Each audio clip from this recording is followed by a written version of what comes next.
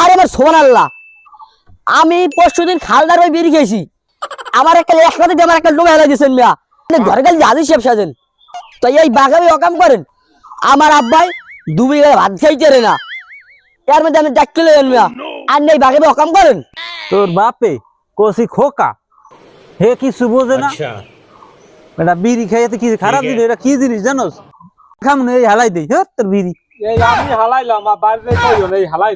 তোমরা খাওয়ান না খাও, বাড়ি দিয়ে আমি কমু, তুমি যে বাড়ি দিয়ে হাদিসা বাজো, আজকে কাকির দিয়ে সব কই দিমু। ধর মে আজ একটা কড়ি খাইলাম পোলা বানে ধরে লন যাই গিয়া। হয় মে আমিও কটকাইছি, ও হালা ফালা এমন দাম তোর বাইরে মারতে কইয়ে দেবে।